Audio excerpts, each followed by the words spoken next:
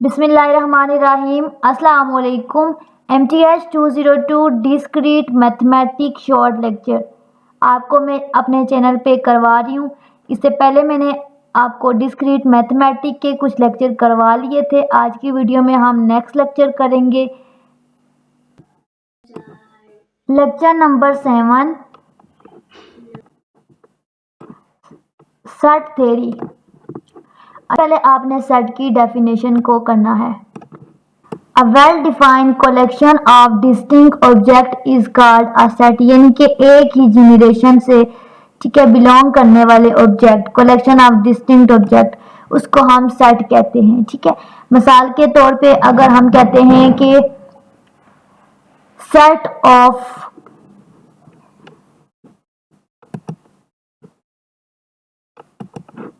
ये सारे यहां से लेकर ये जितना भी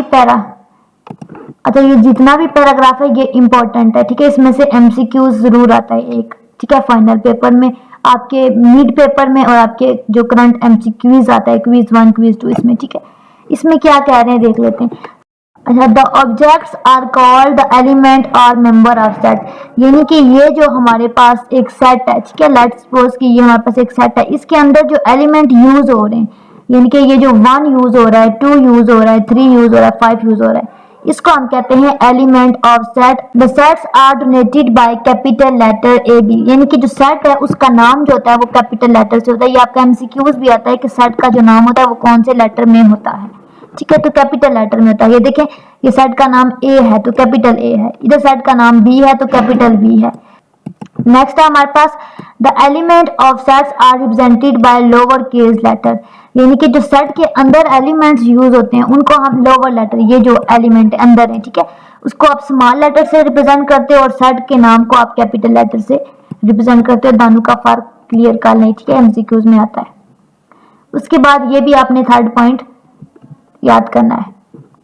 नेक्स्ट है टेबुलर फॉर्म। ठीक है, टेबल की फॉर्म। अच्छा, इस फॉर्म में हमारे पास क्या होता है, we list all the element of set, यानी कि सेट के जितने भी एलिमेंट्स होते हैं जिनके जो इसके अंदर लिखी होती है, इनकी ये जो चीज होती है, ठीक है, वो एक लिस्ट की फॉर्म में होती है और सेपरेट होती है बाय अ कॉमा, एक कॉमा से, and enclose with in braces और करली ब्रैकेट, यानी कि ये आपके पास सीधा लिखा होगा एक लिस्ट की फॉर्म में, दरमियान में कॉमा होगा और ये आपके पास करली ब्रैकेट से रिप्रेजेंट करेंगे। इस फॉर्म में जो भी सेट होगा उसको हम कहेंगे सेट ऑफ टेबुलर फॉर्म है। ठीक है, तो हमारे पास एक सेट है A इज इक्वल टू 1 2 3 4 5, तो ये हमारे पास टेबुलर फॉर्म है। अगर आपसे पूछते हैं कि ये कौन सा सेट है तो आपने बताना है कि ये हमारे पास सेट ऑफ 5 नेचुरल नंबर है। ठीक है, नेचुरल नंबर कौन से होते हैं, जो 1 से स्टार्ट होते हैं। ठीक है, यानी कि 5 नंबर का सेट है और 1 से स्टार्ट हो रहा है। नेक्स्ट है हमारे पास एक और सेट है B। ठीक है, वो हमारे पास देखें तो आपके पास इसमें 2 का टेबल जा रहा है, 2 4 6 8 10 12। ठीक है, तो ये हमारे पास क्या है, set of even number up to 50, यानी कि 50 तक। ठीक है, ये देखिए 50 पे ये खत्म हो जाता है। C 1 3 5 7 9। ठीक है, तो ये हमारे पास कौन से नंबर होते हैं, 1 3 5 7 9 ऑड नंबर होते हैं। और ऑड नंबर कौन से, पॉजिटिव।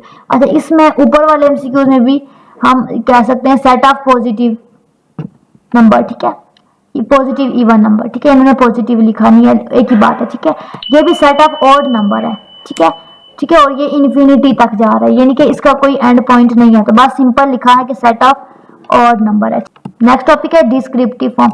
ऐसी फॉर्म जिसमें हम वर्ड्स को डिस्क्राइब करते हैं, एक इंग्लिश की फॉर्म में, एक स्टेटमेंट की फॉर्म में लिख लेते हैं, एक वर्ड की फॉर्म में लिख लेते हैं। ठीक है, इसको हम कहते हैं डिस्क्रिप्टिव फॉर्म। मिसाल के तौर पे अगर आपके पास एक सेट है A is equal to set of first natural number. ठीक है, ये चीज और ये चीज दोनों सेम है, दोनों सेट ऑफ नेचुरल नंबर हैं। ठीक है, 5 तक।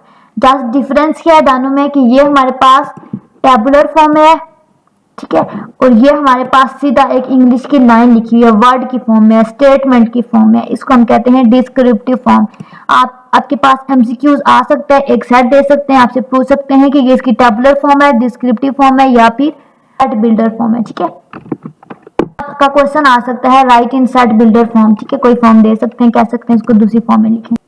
नेक्स्ट है सेट बिल्डर फॉर्म। अच्छा, ऐसी फॉर्म जिसमें हमारे पास पहले लिखा हो एक वेरिएबल, फिर ई, इस ई को हम पढ़ते हैं बिलोंग टू, ठीक है, कोई भी नंबर हो और ये सीधी लाइन हो, स्लैश हो, ठीक है, ये सारे सिंबल आपको मैथ टाइप पे इजीली मिल जाएंगे। अगर आपको मैथ टाइप यूज करने में कोई भी मसला है तो आपको मैथ टाइप से रिलेटेड मैं वीडियो का लिंक डिस्क्रिप्शन में ऐड कर दूंगी, वहां से आप देख लेना, ठीक है। इस तरह की फॉर्म होती है सेट बिल्डर फॉर्म, ठीक है, एंड ऑफ द सेट। अच्छा यहाँ पे देखें सेट, अब ये भी वही एग्जांपल है, set of natural number less than 5, ठीक है। इसमें क्या कह रहे हैं कि x जो है, जो वेरिएबल है वो किससे बिलोंग कर रहा है, n से, इक्वल टू 5। इसमें स्टूडेंट कंफ्यूज होते हैं, इसको थोड़ा सा ब्रीफली कर ले। मतलब होता है कि जो हमारे पास क्रोकोडाइल माउथ होता है, ठीक है, जिस साइड पे भी ओपन होता है ना वो साइड बड़ी होती है। तो क्या कह रहे हैं कि 5 जो है वो बड़ा नंबर है, यानी कि 5 वाली साइड से ये ओपन है, यानी कि सबसे नंबर बड़ा 5 है, ठीक है। उसे पीछे वाले सारे नंबर आएंगे 4 3 2, ठीक है, ऐसे। लेकिन हमें कैसे पता चलेगा कि हमारे पास 5 आएगा या नहीं आएगा? इसमें क्या है, सिंबल क्या है, लेस देन के साथ इक्वल है।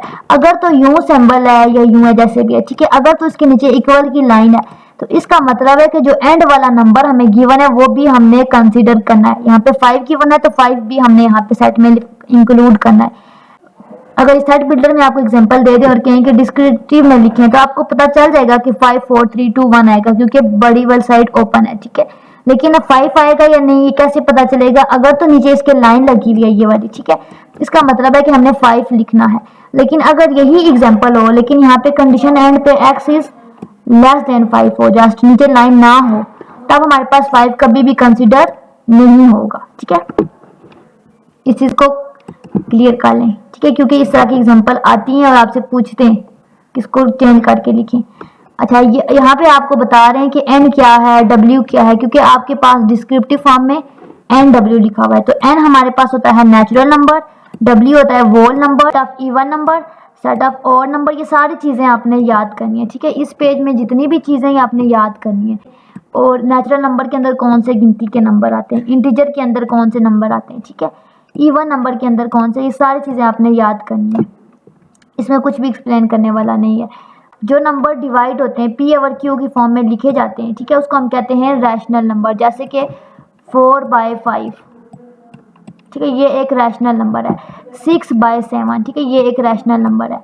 और कह रहे हैं कि जो नीचे वाला नंबर है, जैसे कि यहाँ पे 7 है, 3 नहीं हो सकता, ठीक है। ये यहाँ पे ये कह रहे हैं कि 0 नहीं हो सकता डिनोमिनेटर कभी भी, ठीक है। कि आपसे एमसीक्यूज भी पूछते हैं कि डिनोमिनेटर क्या नहीं हो सकता, 0 नहीं हो सकता, ठीक है। अच्छा, नेक्स्ट है set of irrational number. Irrational number कौन से होते हैं? Special number. जो स्क्वायर रूट के अंदर कोई भी नंबर है ना वो आपके पास इरेशनल है। पाई हो गया, ई हो गया, ठीक है, ये सारे इरेशनल की कैटेगरी में आ जाते हैं। कि आपसे एमसीक्यू में पूछ सकते हैं कि स्क्वायर रूट रैशनल है या इरेशनल है, ठीक है। तो इस चीज़ का भी आपने माइंड में रखना है। एमसीक्यूज में पूछते हैं कि Q is equal rational number, Q होता है रैशनल नंबर और क्यू डैश जो है वो इरेशनल नंबर, ठीक है। तो कह रहे हैं कि अगर रैशनल नंबर और इरेशनल नंबर का यूनियन लो तो हमारे पास क्या आता है? तो वो हमारे पास रियल नंबर आता है r, ठीक है। ये भी आपने माइंड में रखना है। सेट का छोटा हिस्सा, ठीक है, यानी कि अगर हमारे पास एक पूरी चीज़ है ना तो उसका आधा हिस्सा हमारे पास सब सेट होता है। यानी लेट्स सपोज कि ये हमारे पास एक ब्रेड है, ठीक है, और ये इसका एक स्लाइस है। तो हमारे पास क्या है? बड़ा सेट है, पूरा सेट है, ठीक है। ये हमारे पास सेट है और ये हमारे पास सब सेट है, यानी कि इसका छोटा सेट है। इन एक ऐसा सेट, ठीक है, जिसके कुछ एलिमेंट, ठीक है, दूसरे सेट में हूँ, उसको हम कहते हैं उसका छोटा सेट, सब सेट, ठीक है। और लेकिन हमारे पास सारे पीस ना हों, ठीक है, स्लाइस के कुछ पीस हों, जैसे कि सैंपल होता है, ठीक है, सेम एज इट इज़ सब सेट होता है। इसको एक गिनती की एग्जांपल से करते हैं कि अगर हमारे पास एक सेट है ना 1 3 5, ठीक है, एक सेट है 1 2 4 5, ठीक है। आप कहते हैं कि इसका ए क्या है, बी का सबसेट है या नहीं? तो ये सबसेट का सिंबल होता है, ये आपसे एमसीक्यू में पूछ सकते हैं, ठीक है। ए जो है वो सबसेट है बी का, यानी कि ए जो है वो छोटा सेट है और बी जो है वो बड़ा सेट है। अब देख लेते हैं बी में हमारे पास क्या है 1 2 3 4 5, ए में क्या है 1 3 5। अब देखें, ये देखें, ए में 1 है, 3 है, 5 है, बी में क्या है 1 है, 3 है, 5 है, यानी कि जो ब्रेड वाली एग्जांपल है कि बी के सारे एलिमेंट ए में मौजूद हैं, ठीक है। इसको हम कहते हैं सबसेट। लेकिन अगर मैं यहाँ पे लिख देती हूँ 5 के साथ 7, तो मैं पूछती हूँ कि क्या ये सबसेट है? तो ये कभी भी सबसेट नहीं है। क्यों? क्योंकि देखें इसमें छोटा सेट तो है ए 135 तो हमारे पास बी के अंदर से उठा के छोटे पीस लिए हैं, लेकिन 7 एक बाहर से नंबर आ रहा है जो कि बी के अंदर मौजूद नहीं है।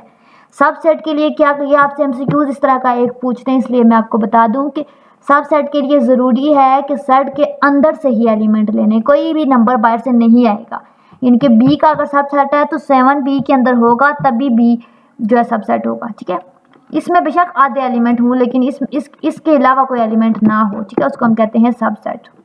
कुछ एग्जांपल्स हैं ये आपने खुद करनी है। इसमें ये बता रहे हैं कि ए बी का सबसेट है, बी ए का सबसेट नहीं है। ठीक है, किस कंडीशन में। अच्छा, ये कुछ एग्जांपल हैं, ये आपने सॉल्व आउट करनी है। ये चीज़ करनी है कि नल सेट क्या होता है, खाली सेट होता है, इम्प्टी सेट होता है। इसको हम नल सेट भी कहते हैं, इम्प्टी सेट भी कहते हैं। इसको हम ऐसे इस तरह से भी लिख सकते हैं, ये सिंपल मैथ टाइप के अंदर मिल जाएगा। 5 भी लिखते हैं, इस तरह खाली ब्रैकेट भी लिखते हैं। ठीक है, ये ग्रीक का लेटर है। ठीक है, ये ग्रीक का लेटर, ये आपसे पूछ सकते हैं, वर्ड सेट भी कहते हैं, यानी कि सेट खाली है। तो ये इसकी कह रहे हैं x axis a person that taller than 10 feet is equal to 5। यानी कि कह रहे हैं कि एक ऐसा बंदा, ठीक है, जो 10 फीट से लंबा है। ठीक है, इस सेट के अंदर वो वाले बंदे लिखें। ठीक है, अब आप खुद सोचें कि कोई बंदा है जो 10 फीट से लंबा है। आप सोचें अगर आपको लगता है तो ठीक है, लेकिन नहीं है तो फिर नहीं, कुछ भी नहीं आएगा, 0 आ जाएगा। तो आंसर में 0 आ जाता है। तो आपने में लिखना है कि ये सेट खाली है। ठीक है, इस तरीके से एमसीक्यूज में आएंगे और आगे आपके कंसेप्ट में यूज होंगे। ठीक है, रिमार्क को कभी भी स्किप नहीं करते। ठीक है, कोई भी आपकी वीयू की बुक है, ठीक है, कभी भी रिमार्क और नोट को स्किप नहीं करते, ये इंपॉर्टेंट पॉइंट होता है। ठीक है, अक्सर इसमें से पूछा जाता है। अगर each of the following statement is true और फॉल्स। ठीक है, तो कह रहे हैं x belong to x. Yes, एक सेट है, वो ब्रैकेट के अंदर लिखा हुआ है या ब्रैकेट के बगैर लिखा हुआ है, वो एक सेट ही है। ठीक है, दोनों एक जैसे होते हैं। एक्स सब सेट हो सकता है। Yes, true. ये आपसे एमसीक्यू भी पूछते हैं कि एक सेट है, ठीक है, वो सब सेट है अपने सेट का। तो कोई भी सेट हो वो अपने सेट का हमेशा सब सेट होता है। ठीक है, ये नोट आगे जो कभी भी स्किप नहीं करना। ठीक है, every set has necessary two subsets and set itself. तो कह रहे हैं कि हर सेट के अंदर 2 सेट जरूर होते हैं। ठीक है, 2 सेट सबसेट जरूर होते हैं। कौन कौन से? एक तो खाली 0 सेट 5। कोई भी सेट हो उसका अगर छोटा सेट बनाना है ना आपने, तो पहले 0 नंबर ले, क्योंकि 0 हर सेट के अंदर मौजूद होता है, खाली सेट के अंदर भी। ठीक है, और वो वाला सेट खुद। ठीक है, ठीक है, उसके आगे यही फॉर्म जो इंग्लिश में बता रहे हैं यही आपको इस फॉर्म में बता रहे हैं, ट्रू फॉल्स। ठीक है, यूनिवर्सल सेट क्या होता है? यूनिवर्स, कायनात, जिसमें पूरी चीजें आ जाए, यानी कि एक सेट के अंदर सारी चीजें आ जाए, उसको हम कहते हैं यूनिवर्सल सेट। उसको आप यू से रिप्रेजेंट करते हो। ठीक है, ये एमसीक्यू में पूछ सकते हैं। ऑल सेट अंडर कंसिडरेशन, यानी कि जिस चीज की बात हो रही है, जिस पे तवज्जो दी जा रही है, उससे बिलोंग करने वाले सारे एलिमेंट, ठीक है, आ जाते हैं जिसमें। ठीक है, लेट्स सपोज कि एक सेट है ए 1 2 4 5 6, बी है 1 3 5। तो अगर इसका यूनिवर्सल सेट लिखेंगे तो इसमें क्या होगा, इन दोनों सेट के सारे एलिमेंट जो आ जाएंगे वो होगा हमारे पास यूनिवर्सल सेट। इनके सारे दोनों सेट के अंदर आल चीजें। ठीक है, 2 4 6 था तो 1 3 5 2 4 6 आल आ जाएगा। ठीक है, एंडिंग ऑर्डर में ही सेट को लिखते हैं। ये नहीं है कि 1 3 5 लिखें फिर 2 4 6 लिखें। ठीक है, डायग्राम का, तो वेन डायग्राम में से आपकी असाइनमेंट आती है। ठीक है, इसमें क्या होता है कि आपने एक बॉक्स बनाना होता है, उसके अंदर सेट होते हैं। ठीक है, जितने भी सेट होते हैं उतने सर्कल बनाने पड़ते हैं। लेट्स सपोज कि यहाँ पे 2 सेट थे, एक ए सर्कल बना दिया, एक बी बना दिया। अब उसके अंदर जो भी एलिमेंट है, ठीक है, सेट के जो नंबर है उनके अकॉर्डिंग डायग्राम को जोड़ना होता है। अगर तो जुड़े तो ठीक है, उसके अकॉर्डिंग डायग्राम बनती है। ठीक है, अब इसको ऐसा सेट जिसको हम गिन सकते हैं, जिसके अंदर चीजों को काउंट कर सकते हैं, उसको हम कहते हैं फिनाइट। ठीक है, एम डिस्टिंक्ट एलिमेंट, यानी कि हमें पता है कि इसके अंदर इतने एलिमेंट है, एम एलिमेंट है, इनके काउंट कर सकते हैं, काउंटेबल जो होते हैं। ठीक है, इनफिनाइट सेट जो कि इनफिनाइट होते हैं, जो फिनाइट नहीं होते, जिनको हम काउंट नहीं कर सकते। ठीक है, next set of letter of English alphabet is finite. पूछ रहे हैं, देखें इंग्लिश के अल्फाबेट कितने? 26 हमें पता है। ठीक है, तो हमें पता है ये एक फिनाइट सेट है। ठीक है, ये एमसीक्यू में पूछ सकते हैं कि ये फिनाइट है या फिर इनफिनाइट है। नेक्स्ट है null set 5 has no element is finite. अच्छा, कह रहे हैं कि एक सेट है जो खाली है, ठीक है, वो फिनाइट है या इनफिनाइट है? तो खाली सेट खाली है, गिन तो सकते हैं ना, तो ये हमारे पास फिनाइट में आ जाता है। ठीक है, पॉजिटिव इंटीजर 1 3 5 इज इनफिनाइट। ये कैसे पता चला? क्योंकि इसका जो एंड पॉइंट है वो डॉट डॉट है, यानी कि खत्म नहीं हो रहा। ठीक है, डॉट डॉट में कोई भी चीज हो इसका मतलब है वो खत्म नहीं हो रही, वो इनफिनाइट है। ठीक है, ये आपसे कुछ एमसीक्यूज पूछ रहे हैं और ये देखें मैंने इनको टिक भी किया हुआ है, यानी कि ये आपने सारी चीजें करनी है। ठीक है। इसमें आपसे पूछ रहे हैं कि ये फिनाइट है या इनफिनाइट है, ठीक है। इस तरह से आपके पेपर में भी स्टेटमेंट आ सकती है, पूछ सकते हैं फिनाइट है या फिर इनफिनाइट है। तो सबसे पहली बात क्या है कि हमारे पास एक सेट है, ठीक है, मंथ ऑफ ईयर, साल में कितने महीने हैं। तो साल में आपके पता है कि 12 महीने हैं, ठीक है, आप गिन सकते हो। तो आपने कहना है ये फिनाइट है, ठीक है। अच्छा, सेट ऑफ इंटीजर, अब इंटीजर की बात हो रही है, गिनती के वो नंबर जो प्लस में भी हों, नेगेटिव में भी हों, जीरो, पूरी नंबर लाइन, उसको हम कहते हैं इंटीजर। अब ये नहीं कह रहे कि इंटीजर खत्म कहाँ से हो रहे हैं, स्टार्ट कहाँ से हो रहे हैं, जस्ट कह रहे हैं सेट ऑफ इंटीजर। तो उसमें बहुत ज़्यादा नंबर आ जाते हैं, उनको काउंट नहीं कर सकते, इनफिनाइट है। अगर तो कहते हैं ना set of even integer less than 20, less than 100, 50 limit होती, तो हम उसको कहते हैं कि ये इनफिनाइट नहीं या फिनाइट है। जैसे कि यहाँ पे कह रहे हैं पॉजिटिव इंटीजर, तो पॉजिटिव इंटीजर हमारे पास क्या है, इनफिनाइट है। लेकिन लेस देन 1, अब कह रहे हैं कि 1 से कम, यानी कि लिमिट भी गिवन है, तो हमारे पास फिनाइट हो गया, ठीक है। अच्छा, एनिमल लिविंग ऑन अर्थ, तो अर्थ के अंदर जितने भी एलिमेंट हैं हमारे पास एनिमल्स, उनका नाम हमें पता है, ठीक है, तो हम उनको कह सकते हैं फिनाइट है, ठीक है। मतलब lines parallel to x axis, x axis के पैरेलल जो लाइन होती है वो फिनाइट है या इनफिनाइट है। देखें इसका क्या मतलब है, ये होती है एक्स एक्सिस वाली लाइन, ठीक है, उसके ऊपर एक लाइन बन रही है, वो फिनाइट है या इनफिनाइट है। इसकी लिमिट भी नहीं गिवन, इसलिए हमारे पास ये भी इनफिनाइट है, ठीक है। नेक्स्ट एमसीक्यूज है x belong to R, x belong to R यानी कि एक रियल नंबर है जो कि हमारे पास एक्स की पावर 100 जा रहा है, प्लस 29 एक्स की पावर 50 जा रहा है, माइनस 1 इक्वल टू 0 जा रहा है। वो हमारे पास क्या है, वो हमारे पास फिनाइट है। कैसे ये देखें, अगर तो हमारे पास एक्स की पावर 100 है, फिर ये उसका हाफ है, फिर 1 है, तो ये हमारे पास क्वाड्रेटिक इक्वेशन बनती है। तो उसको हम अगर सॉल्व आउट करते हैं तो हमारे पास आंसर एक्स की डिफरेंट वैल्यू निकलेंगी, तो सारी वैल्यू हम निकाल सकते हैं, इसलिए हमारे पास फिनाइट है, ठीक है। सर्कल थ्रू ओरिजिन, ठीक है, ओरिजिन से लेकर सर्कल तक, ठीक है, डिफरेंट पॉइंट्स बनते हैं, ये तो हमारे पास इनफिनाइट है, ठीक है। नेक्स्ट है मेंबरशिप टेबल। अच्छा, इस टेबल में बस आपने ये चीज़ याद रखनी है कि चीज़ों को ऑपोजिट कर देते हैं। अगर तो हमारे पास एक चीज़ 1 है, ठीक है, तो उसको हम आंसर में 0 कर देंगे। अगर तो हमारे पास 0 है तो उसको आंसर में हम 1 कर देंगे, ठीक है। ये होता है मेंबरशिप टेबल। अच्छा, इसको रिप्रेजेंट कैसे करते हैं, अगर तो हम इसको रिप्रेजेंट कर रहे हैं ए से, ठीक है, तो इसका कंप्लीमेंट इसको कहते हैं, ठीक है। तो इसको हम ए की पावर सी लिख देंगे जब इसको चेंज करेंगे, ठीक है, पावर सी। अगर सेट बी है तो बी की पावर सी है तो सी की पावर सी, ठीक है, ऐसे जस्ट ये चीज़ करनी है।